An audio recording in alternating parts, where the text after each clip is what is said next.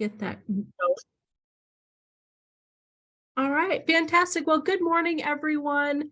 I am very excited to be moderating a panel discussion this morning that is being put on by Women Leading Government group here in Kansas. I'm Danielle Burke, and I have the pleasure of serving as an assistant city manager in Garden City, Kansas. And today I'm very excited to be joined by three panelists. Stacy Barnes, who is the city administrator in Greensburg, Diane Stoddard, who is the city administrator in Leawood, and Amy Lang, who is the city manager in Concordia. So all three women are in leadership positions within their communities and are going to share some of their insight. So I have a handful of questions that I will ask each of our panelists to provide an answer to. And then I will open it up to the audience to see if you all have any questions as well. Feel free to put those in the chat if you don't want to come off of mute. And we'll go ahead and make sure that we get those questions asked of all of our panelists as we kind of jump into the discussion. Today's session is also being recorded for those who are not able to join us for the live version.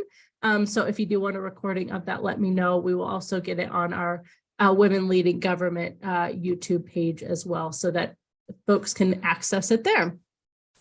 So with that, I'm going to jump into the very first question for each of our panelists, which is describe your leadership style and how you lead others. So Stacy, I'll have you answer that question first. Okay, well, first I'll just give a little background on myself. I've been in this role for about 4 years, and prior to this, I was the tourism director and Big Well Museum director here in Greensburg. So my leadership roles over the years as a city employee have changed a little bit, first as a department head and then now as city administrator. So moving into that role, having been a co-worker with a lot of the department heads and then moving into the city administrator role, I knew that would be potentially challenging.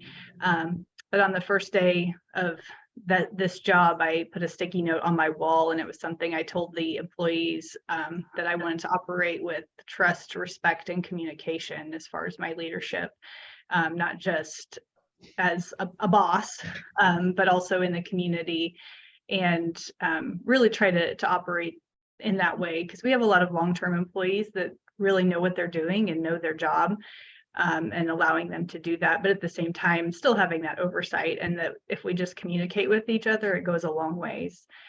I also want to lead by example and not be afraid to do the work. I want to have community members see me out doing things, not just because of my job, but because I care a lot about this community and want them to see that through what I do. So I don't want to take up all the time. So that's kind of the basics. Awesome. Thank you, Stacy. Diane, would you go next? Sure. Thanks for having me, Danielle. Great to be part of it. I'll start out maybe a little bit like Stacy and let you all know a little bit about myself.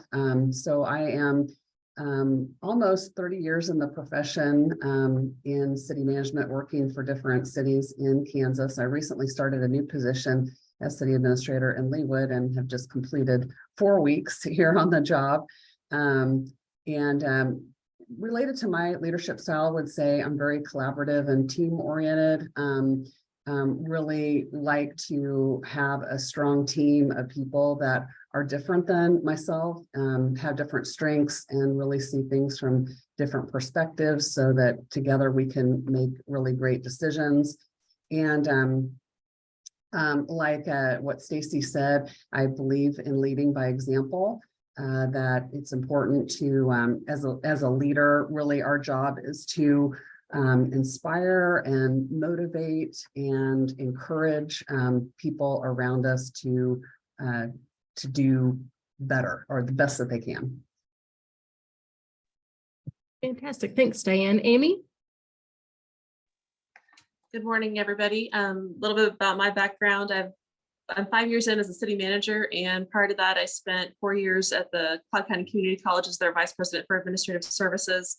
Spent some time as facilities coordinator for USD 305 in Salina, which was a lot of fun working with the school district there. And then started my career with the city of Salina as their development coordinator. So kind of an interesting path, but I think everything that we do builds us and helps us get ready for the next step in our journey. So it's been a lot of fun, and I feel really prepared to be a city manager, and it's been a fun ride so far. As far as my leadership style, I would describe myself as a coach. I want to make sure that we have clear communication, written, oral, with our staff and all levels of the public and elected officials. I also want to make sure that my staff has all the tools and training that they need to be able to do their jobs effectively. That's very, very important. We've had a lot of good coaches over the years in my kids' youth sports and with my youth sports. So if I mash all those together, I think that sometimes coaches need to give a strong directive and have clear expectations set out of what needs to happen. Sometimes coaches need to take a tough love approach and provide some correction if the direction that this team is heading is not going in the right way. Sometimes coaches just need to take a step back and watch. My daughter's gymnastics coach always said that we earn our trophies at practice and we pick them up at tournaments. So she had to let them work hard in practice settings. It's okay if they fail there. It's not okay if they fail in competition. So sometimes we take a step back as a coach. Our team might fail, but it's okay because we're learning from it and we'll do better next time. There's also times when we need to step in as that coach, and that could be equated to those competition times where we can't fail. So I'm thinking in terms of a big housing project that we're working on right now, we can't fail. So in that area, I'm stepping in a little bit more where I know that we need to take some action. But ultimately, as a coach, I need to be my team's biggest cheerleader. And that's what I would encourage all of you to do today. Just as Diane said, we have to inspire and motivate our teams to be the best they possibly can. Fantastic. Thank you.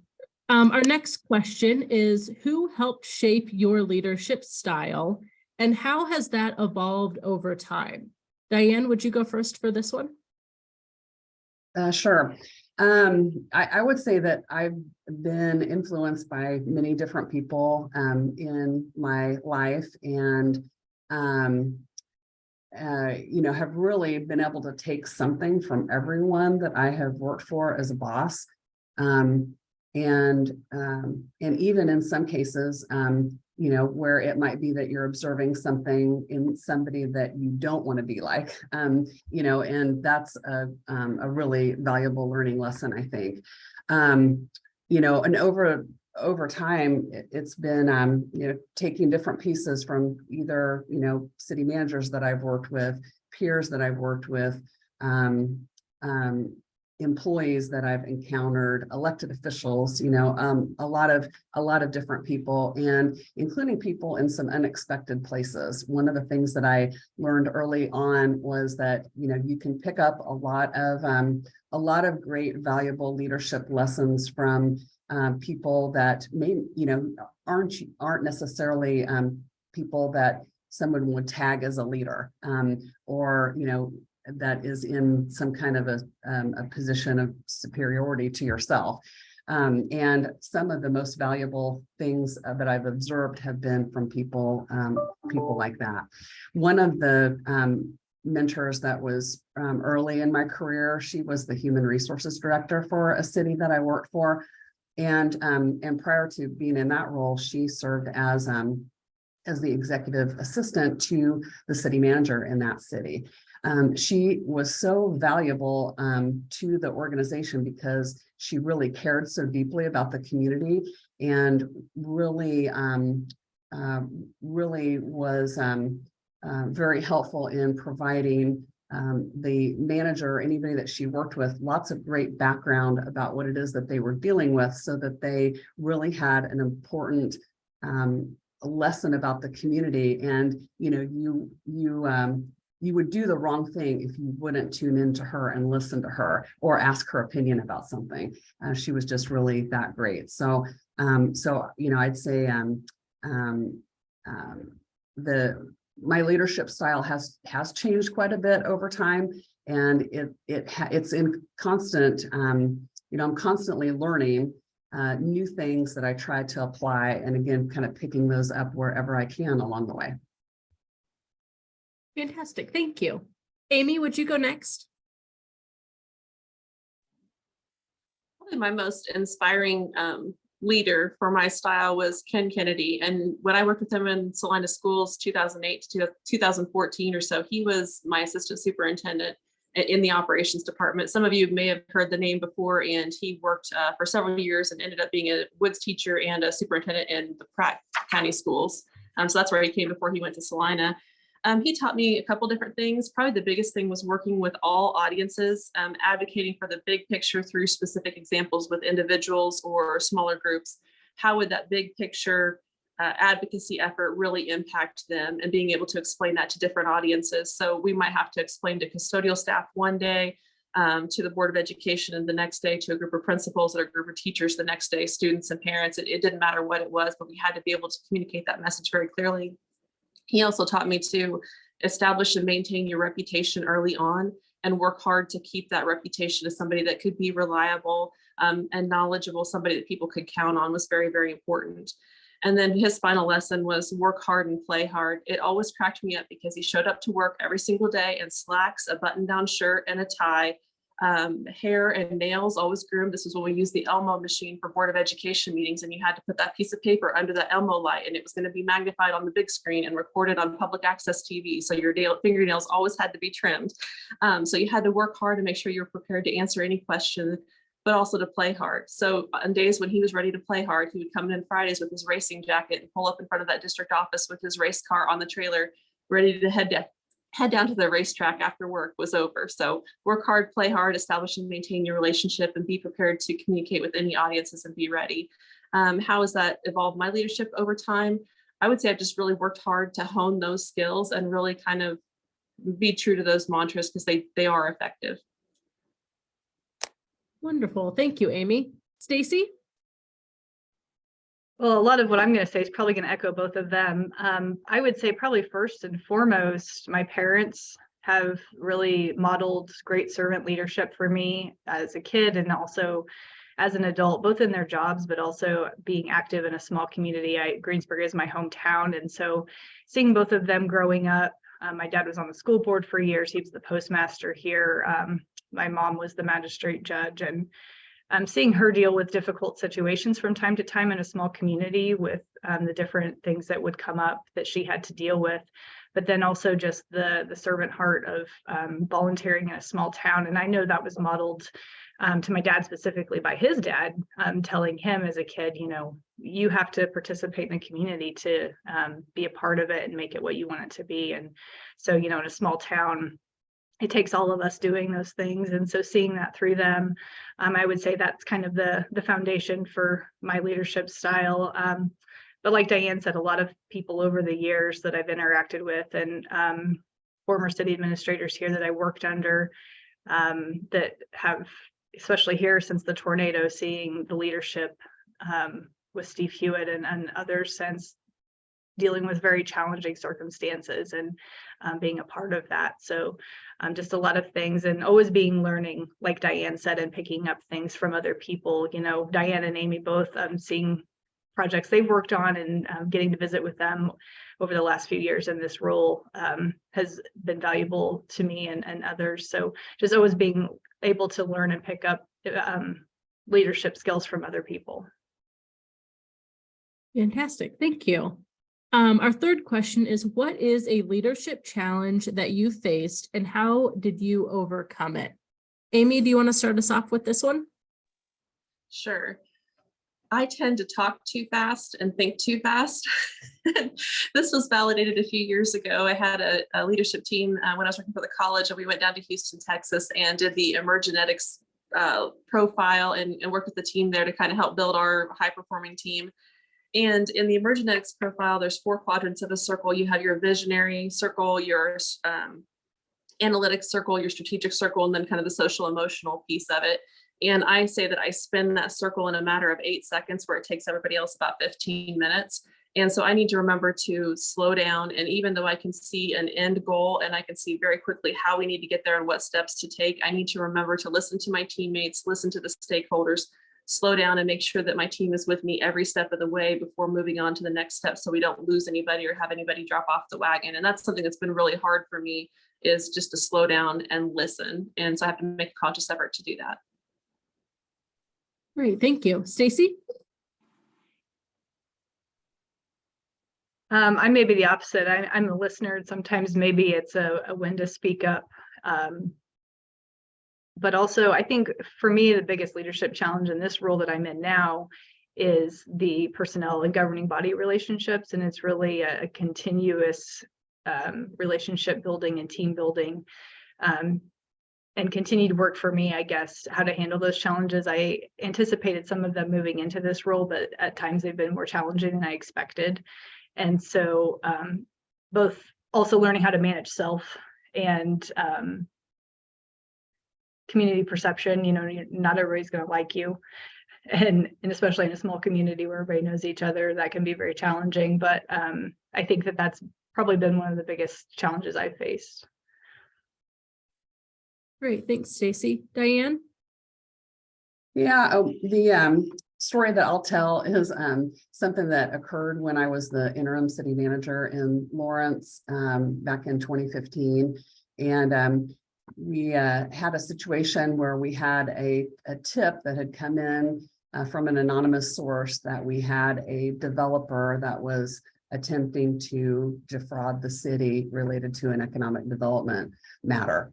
And the investigation about this had begun before I became interim, and so something was in progress. But it was really after I became interim that we were trying to figure out what exactly happened. It was pretty, you know, on the surface, it was somewhat confusing, and it was a little bit complicated about the scheme that was set up ultimately with this particular transaction.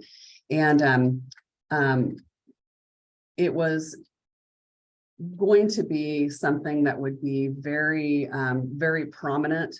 It was a very important project in the community. And it was a very prominent developer. And I knew that there was a lot of very high stakes for the city in terms of our ability to, you know, leverage future economic development incentives, given some of the challenges. So it was really important about how everything ended up, you know, being framed and what the city's approach to this was. And really got a lot of support from the governing body with regard to their direction on this. We ended up filing a lawsuit that was eventually settled. But I would say that one of the things that I really learned through that was being able to lean heavily on the team of people at the city that were part of the staff. So I relied heavily in working with the city attorney's office, with my colleague Casey, who many of you know, and others in the office related to how we were going to approach this. What were we needing to do? How are we going to frame this for the governing body? How are we going to communicate this issue that was really sensitive publicly? And so what I really learned is that, you know, really being able to lean on the team and be able to take a strong team approach. And fortunately, you know, I really had that wonderful support that was in place where we helped each other through a really challenging situation. Great, thank you, Diane.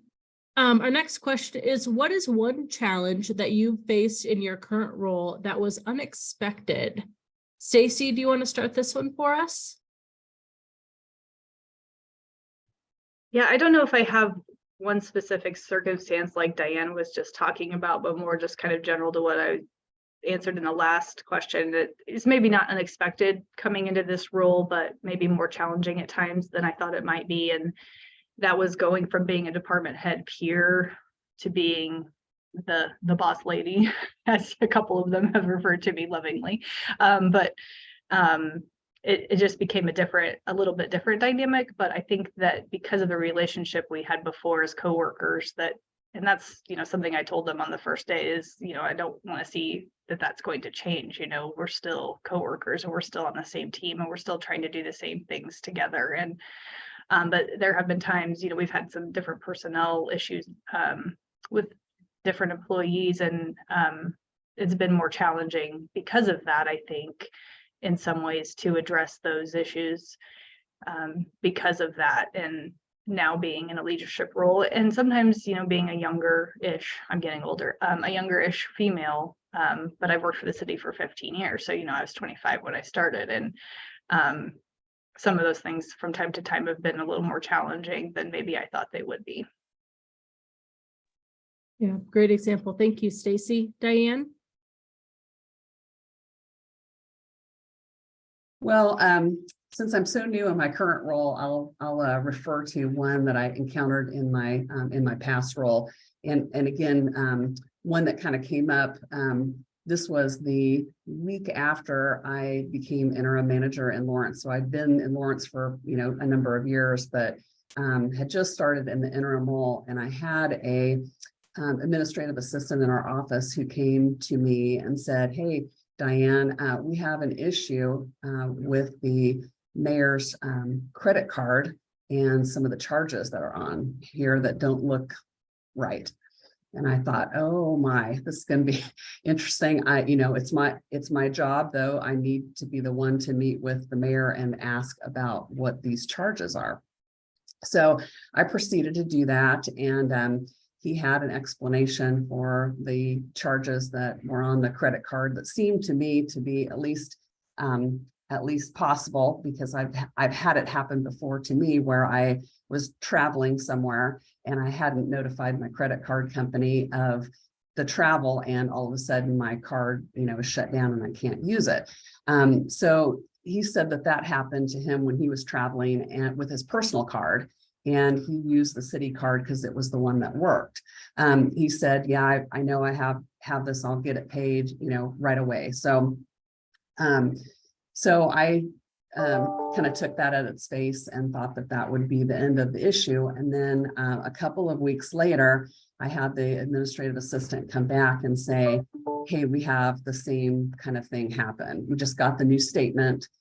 There's more charges which weren't shared with me by the mayor at the time when I met with him first." So this time, you know, elevated it a little bit more, had the city attorney sit in on the meeting, and, you know, went through this, and, you know, what ended up transpiring through the whole situation, which ended up being quite unexpected, is, you know, like kind of like a thread on a cheap suit. You start pulling it and it's unraveling really quickly.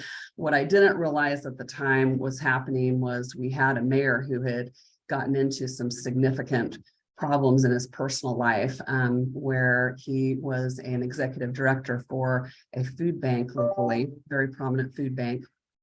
And he was eventually charged and convicted of embezzling funds from that bank. And this was all kind of the start of it. And of course, I was very concerned with what the city's reputation would be, since this is the elected leader of the city. We had 3 of our 5 city commissioners at the time, one of which was the mayor. We had 3 newly elected officials who had just joined the city about a month before this had begun to happen. And fortunately, we had one very long tenured elected official who was quite prominent and was quite well respected by all the other members. And that person was able to kind of talk with the mayor behind the scenes and get the mayor to agree to resign, kind of before all of it ended up coming out of what he was, you know, eventually accused of and convicted of in his personal life. So I felt like it was probably the best that we could possibly do for the city. The city was able to recover the funds, but it was one of those things that, you know, you go into the office that morning and you don't quite expect to hit that kind of a surprise, and just, you know, kind of have to do your best to deal with those things as they come. Thank you, Diane. Amy?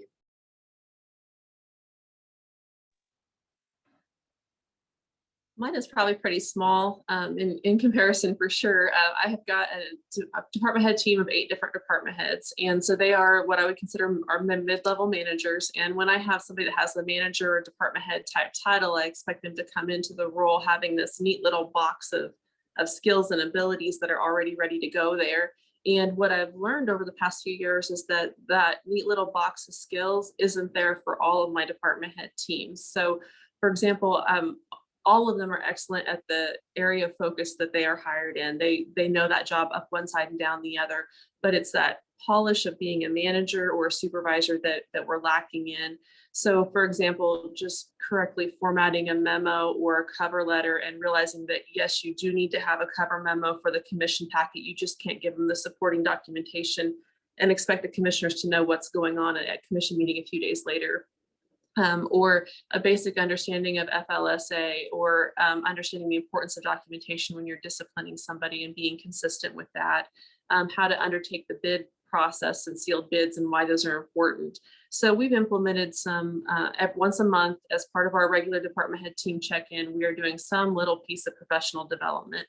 Additionally, I'm trying to raise the bar and I'm adding an academic component. So once a week, I will read an article, whether it's the ICMA, Strategic Government Resources, something of that nature. I will read that article. I will forward that to my department head team in an email with my little commentary and application, and then invite an email discussion on that topic just to kind of boost that side of the brain thinking for them, getting them to think a little bit more critically and analytically. Task thinking, they do phenomenal, but it's just that extra step piece that I really want to push my team to do and to be a part of. Fantastic. Thank you, Amy.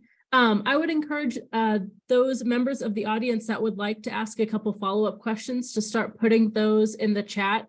I have a couple that have kind of come to mind since we've started our panel discussion, but I would love to hear from you all and make sure that we have time to get your questions answered. In the meantime, we have another question for our panelists. What advice would you give to the next generation of female leaders? Diane, do you want to start this one off? I'd be happy to. So I have 4 suggestions that I would make. One, be in the moment. Notice the small things. Enjoy things about life. As the wonderful Ferris Bueller once said, life moves pretty fast. If you don't stop and look around once in a while, you could miss it. And so, whether it's being present with your child at the playground and not having to think about work, enjoying the beauty of a flower as you're walking outside, take time to really take stock of the small things in life and enjoy them. Number 2, keep learning. This is a profession that there's so many different things involved in what we do in government, and complexity and new things. There's never-ending ability to learn and try new things and constantly being, perhaps even reinventing yourself, and as your style or different approaches change over time. Number 3, do all the things. So, take an opportunity to try all different kinds of things out. If you get an assignment, be enthusiastic about it and learn something from it, because almost everything you have an opportunity to learn from. So try on new things. I remember one of the craziest things that happened to me was I was asked when I was working in Manhattan to be the interim airport director. So of all the different departments that we had in the city, I knew the very least about that department. It was a commercial service airport. There was a lot going on with it, but I decided to take on that challenge, and that was probably one of the best things that I ever did. So try new things out, and then also just realize that no one is above anything that needs to be done. No one is above anything that needs to be done. So pitch in with whatever you can, and you'll learn from those opportunities too. And then finally, I would say, think of challenges and setbacks differently. Every challenge and setback that you're provided with in life is an opportunity to learn something. It's probably there for a reason. And I tend to be kind of hokey about how I think about these things, but I do believe that you go through challenges because it's probably preparing you for the next big thing. There's something in it for you to learn, or something in it for you to take. And so even if it's a very challenging or difficult situation, work to see that silver lining in that thing. Awesome. Thank you, Diane. Amy, do you want to go next? Sure. Diane, great points. I loved all of those. Just a couple things. Women are a force to be reckoned with. I mean, anything that we do, we can be incredibly amazing at, and it can be intimidating to people sometimes. So just remember to stay humble and don't let the power go to your head as you move up the career ladder. Focus on the work, focus on the development of your team and those who are there to support you. And the work product is going to speak for itself. You don't have to blast out how awesome you are. So just stay humble. And then second, family first. Jobs are going to change, but your family is always going to be there for you. Not only do they need you to be there for you, but they're going to be there to support you through those other changes in life. So keep family first and carry that forward, not just for yourself, but for your staff that you work with, because they have the same needs and supports that you do. Awesome. Thank you, Amy. Stacy? I'm going to echo everything they just said 1,000,000%. I agree. I made some notes, and pretty much all of those things are what I had written down too. Diane quoted Ferris Bueller, but I'm going to quote Ted Lasso, that if taking on a challenge is kind of like riding a horse, if you're comfortable, you're probably not doing it right. And there's always something to be learned, I think, of the challenges that I've been through. And there's definitely things I have walked away from, even though it was really hard. And I became kind of a different person through some of it, but for good reasons too, though. There were definitely good takeaways. And so I just say always be learning and taking on new challenges, even though they're hard. It's definitely worthwhile. Keep going, and to have trusted people around you, even if it's just one person that you can go to, not necessarily in the profession, but you know, a good trusted person or persons that you know you can always lean on, because that's something that's very valuable. Awesome. Thank you. Thank you very much. I think all of that is fantastic advice, and something that is important to remember, you know, at every stage of your career and throughout life. So thank you very much. I want to open it up to see if there are any questions from anyone in the audience. If you're comfortable unmuting, feel free to do that. You're also welcome to put some questions in the chat as well. It looks like we got our first one, so I'm going to read through that. And I have a couple of follow-up questions too, if other folks don't have any. But a question from Rebecca. So I'm fairly new to municipal government, about 5 years, but I've served as a public servant in the federal government and in the public school system for over 10 years, and nonprofit for about 10 years as well. I feel like I have the reverse of the issue that Amy mentioned. I have the education experience to manage change, develop people, grow organizations and programs. City government hiring seems to lean heavily on the technical side of things. I am trying to find what ways I can advice in ways to grow and kind of opportunities to take. So any insights that any of the panelists have on Rebecca's question? And Rebecca, if you want to elaborate on any of that, please feel free.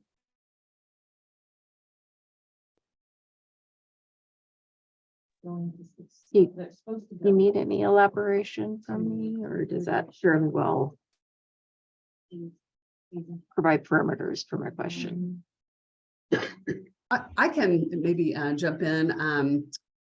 You know, as I had mentioned in my remarks about recommendations for people, I think that again, it might be you going out and pursuing doing something new in order to get experience in something. And I think I've never had anybody turn me down with anything that I've ever asked to do. So if you find yourself in you know, that, hey, I really need to learn this skill, or I feel like this is something that I'm lacking. Look, you know, really seek out those opportunities. And it doesn't necessarily have to be even in your own place of work. It might be seeking out opportunities to collaborate with somebody in a different city so that you have an opportunity to, you know, to learn something really new and maybe something really novel that you could apply in your own organization. So I would go back to the comment about just being open to trying new things and building your skills in that way. Rebecca, I would say also, if you are you in a city government right now? Yeah, so I work at the city of Lawrence now, and I've been in the finance department for over 5 years now, which is my new thing. That's my, trying something new and scary that was not necessarily one of my strengths. It's not an area of strength. And so I really wanted to like grow in that area. And I do like take opportunities every like free training or webinar or podcast or the LEAD program Danielle who Danielle developed, and it's an amazing program in the KU School of Public Management, Emerging Leaders Academy, and just like anything that I can do to learn, I'm happy to do that, because that's part of, I think, my value set is continually growing. So one of the neat things about being in the finance department is that you get to see everything that happens at a city, because all of the transactions of money in and out run through your department. So I would suggest that if you're reviewing invoices, for example, or some kind of payable, or a grant comes through and you're looking at that, if there's something that you don't understand, go to the frontline manager that's in charge of that and sit there with them and ask as many questions as possible to learn. Maybe there's even a piece of equipment that's being purchased that you don't know what that looks like. Go out with your public works department or your utilities department, your fire, EMS, police department. Look, touch, feel that equipment in your hand so that you can actually see and understand how that piece works. If you need to go sit and dispatch for a while and listen to those dispatchers, what they're communicating with the first responders so that you understand what they're doing. Go out and visit the guys on a water main break and just observe what they're doing so that you can better understand, why do they need to spend $3,000 on some kind of a submersible pump? Isn't one enough? Why do they need 16? Why does it have to be 15 different sizes? Just get your hands dirty and get out there and try it. It really helps to understand things a whole lot better. I can still remember one of my internships in college. Again, I went through construction science and management, was working on a bank parking lot that happens to be in Concordia now. And one of the things I got to do was to finish the concrete on the curb and gutter system before the laser screed placed the flat work. I had to set the grade for that flat work that the laser screed was going to be placing for. How that helped me grow was then in the operations department at the school district. And even now in public works department, I can speak that language with those guys. I understand what that equipment is that they're talking about. And I have some credibility with them because I got my hands dirty. So get out there and experience it hands-on. I think that's one of the values of that LEAD program that Danielle developed, is it gives you the opportunity to really understand, and I have a desire to understand how everything fits together, and the many functions and the ways that we do things are interdependent of one another. And so that program gives you the opportunity to do some of that. And then, of course, Christy is an amazing manager herself and provides opportunities for us to go ride with water meter readers, and do some other things like that. So yeah, all of those things are a great value, I think, to understand what the work that we do. Awesome. Thank you. Great question. Great question, Becky. Good to see you again. Any other questions from the audience, or as people are typing, I'll ask kind of a follow-up question. Kind of at different points, you all kind of referred to kind of your growth as you kind of grew into, the current positions that you're in. I'm curious if any of you have ever kind of felt that imposter's syndrome. And if so, how did you navigate through that? And, anything you could kind of elaborate there, I would be curious.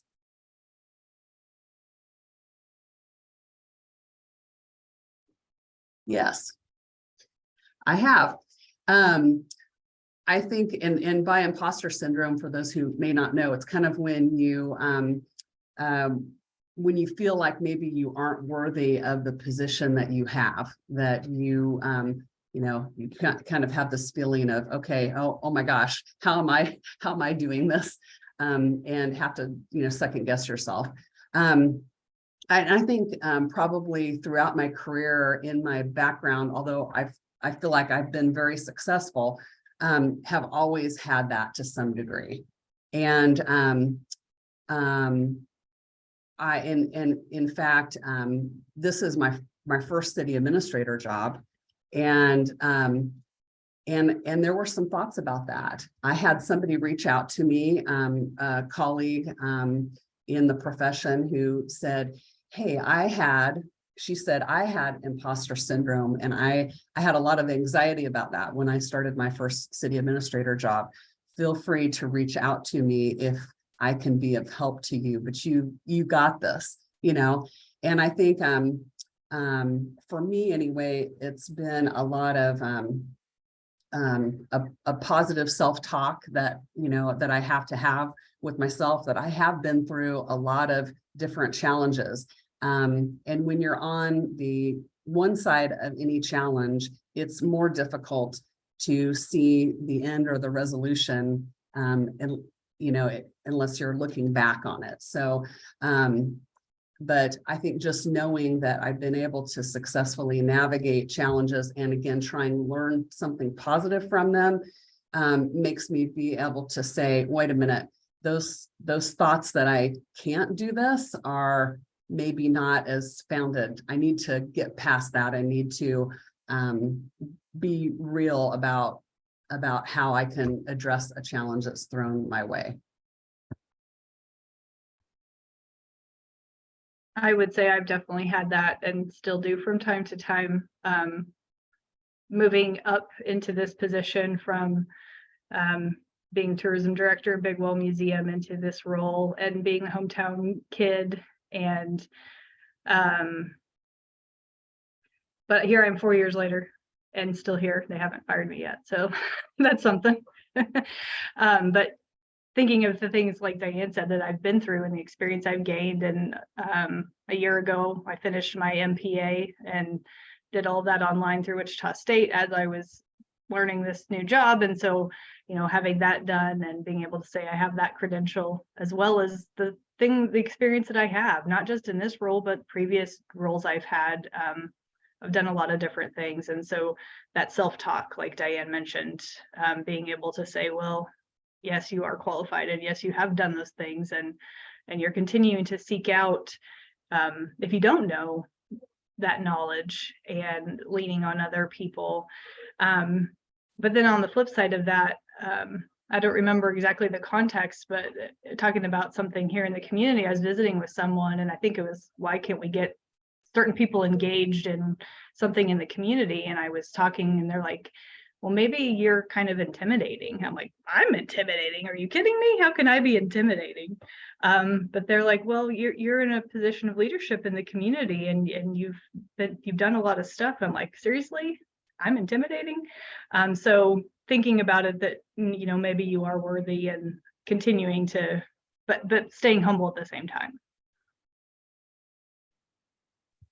So I'm going to go biblical on you guys, and I hope that's okay. But we know God's got a purpose and a plan for us. And I guess I'm looking at Esther, and that's, you were born for such a time as this. So anytime if you feel that you're not worthy, just know that every training, every experience that you've had has brought you and prepared you for exactly where you are right now at this particular moment. Awesome. Thank you. Thank you all. And Rebecca has a little bit of a follow-up question. How have you learned to deal with often being the only woman in the room? And how have you moved past the need, perceived or real, to constantly prove you're qualified to be there?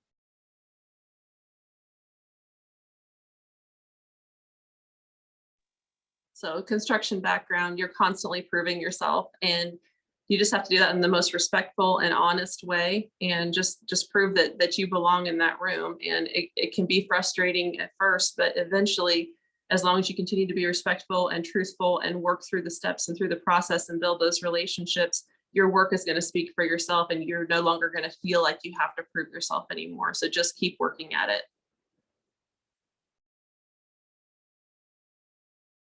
And I feel like today, you know, there are so many more women that are in leadership positions than certainly when I started in this profession, where I remember attending ICMA conferences and there being very few women, and certainly very few women in city manager type positions, you know, at that time.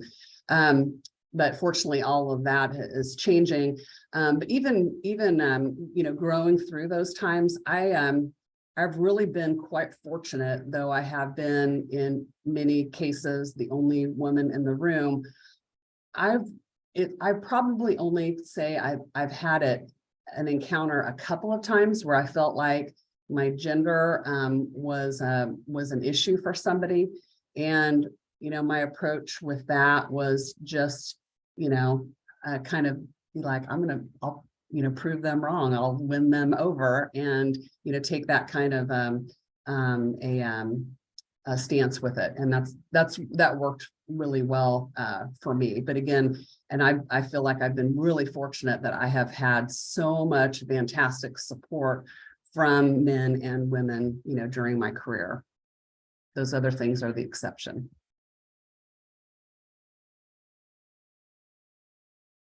Awesome. Any other questions from the audience? Oh, and feel free to come off of mute as well if that is your preference. And while people are kind of typing, I'll kind of shift a little bit and ask kind of a question about, you know, kind of leading through change and kind of what experiences you all have had. You know, you've talked about some of the challenges, you've talked about, you know, kind of taking that step back and seeing, you know, all of the work and all of the progress that happens, you know, in local government when you kind of take a step back and you reflect on the last, you know, few years or throughout your career. And can you kind of speak to a little bit of kind of how do you navigate through that change, and how do you manage and lead your organizations forward as, you know, we continue to deal with a variety of projects. So we're coming out of COVID, and, you know, that obviously set some unprecedented change. Can you just talk through a little bit kind of how you navigate and lead your organizations through that?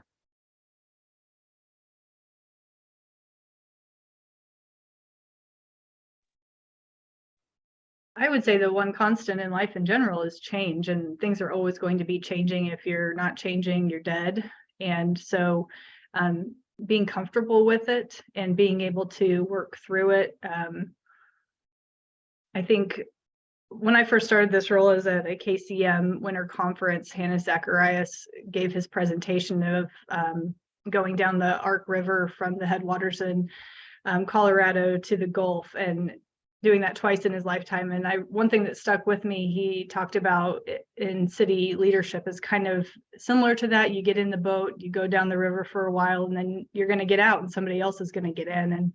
And what impact do you have to keep the boat moving? And not necessarily just keeping things moving and maintaining, but always, you know, what's the next thing, and adapting and evolving through that. So I think embracing change and those challenges, even though they might be difficult.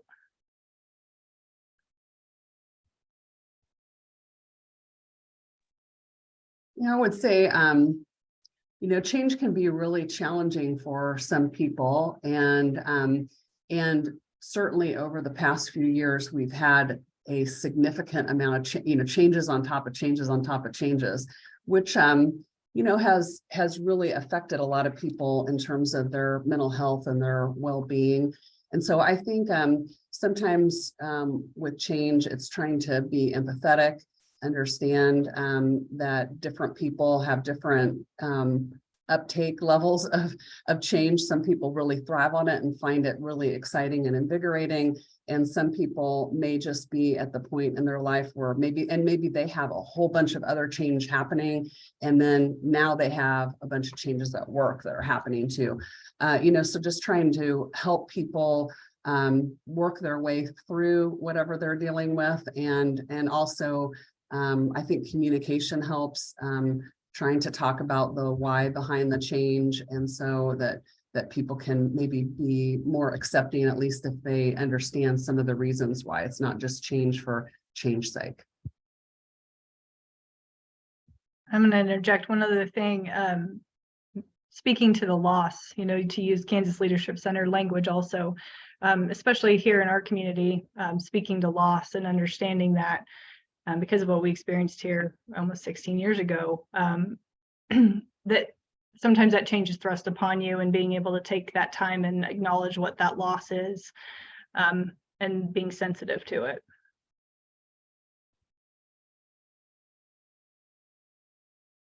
All right. Well, thank you all very much. I don't see any other questions in the chat, so I'm going to go ahead and stop the recording and just really extend my appreciation and thanks to all of the panelists and everyone that has joined us here this morning, turning into afternoon, to talk about, leadership and what that looks like across the state of Kansas. So thank you all very much. We very much appreciate it, and we look forward to seeing you at future Women Leading Government Lunch and Learn. So have a wonderful rest of your day, and thank you very much, everyone.